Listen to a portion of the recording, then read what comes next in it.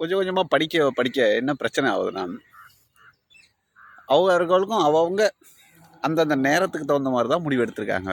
அந்தந்த நேரத்துக்கு அந்த சூழலுக்கு தகுந்த மாதிரி நாம் உச்சபட்சமாக கொண்டாடிய தலைவர்கள்லேருந்து ஒரு சாதாரண நம்மளோட நண்பனில் ஆரம்பித்து எல்லாருமே, ஈவன் நானும், இது சரியா தப்பா அப்படின்றது உங்கள் கருத்து, உங்கள் முடிவுகள் என்ன அப்படின்றீங்களா?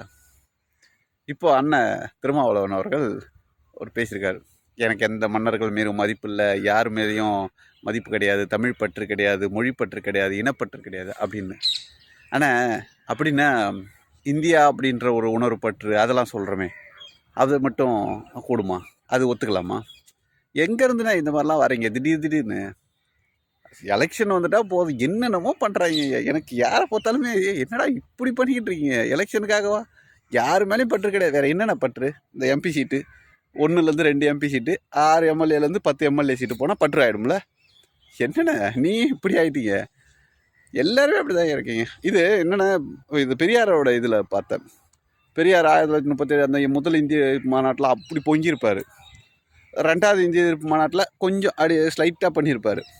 என்னடா காரணம் அப்படின்னு பார்த்தா, முதல் இந்திய எதிர்ப்பு மாநாடு அப்போ அவர் காங்கிரஸ் வந்து வெளியே வந்திருக்காரு. அப்படி நான் வெளியே வந்துட்டால நீ என்ன பண்ணாலும் எதிர்ப்புன்னு. அடுத்த 2வது இந்திய எதிர்ப்பு மாநாடு எதுக்கு ஸ்லைட்டாக குறைஞ்சான்னா, அப்போ நமக்கு கூட அந்த அண்ணா வந்து இவன் என்னடா இவன் பிரிச்சுட்டு போயிட்டான், இவன் போய் இந்திய எதிர்ப்பு பண்ணுறானே, இவனுக்கு நம்ம அகெயின்ஸ்டாக வரணுமே, அப்போ காங்கிரஸ் கூட சேர்ந்துருவோம், அவங்களுக்கு சப்போர்ட் பண்ணுவோம், அங்கே பக்கம் ஜம்ப்பு. 65 முழுசாக மாறிட்டார். இவன் இங்கே போராடுறதெல்லாம் வேஸ்ட்டு, இவங்களை அடக்க தெரியாத காங்கிரஸ் என்ன பண்ணிக்கிட்டு இருக்கீங்க, சுட்டு தள்ளுங்க அப்படின்ற அளவுக்கு பேசியிருக்காரு. அப்போ என்ன, நான் ஒன்றை எதிர்க்கணும், அதுக்கு அவன் கூட சேர்றேன். இப்போ ஏன் கூட அந்த என்ன எதிர்க்கான், இப்போ இவன் கூட சேர்ந்துக்கிறேன் எப்படின்னு? இது என்ன உச்சபட்ச தலைவருக்கு?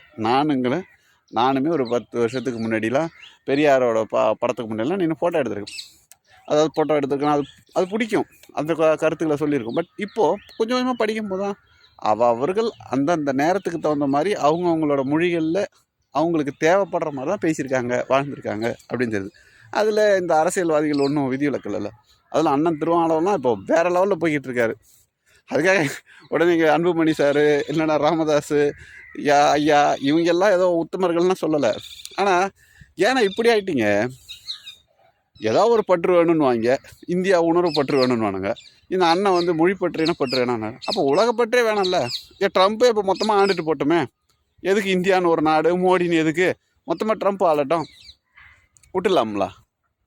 என்னென்ன இதெல்லாம் என்ன உங்களை சொல்கிறதுன்னு எனக்கு புரியல.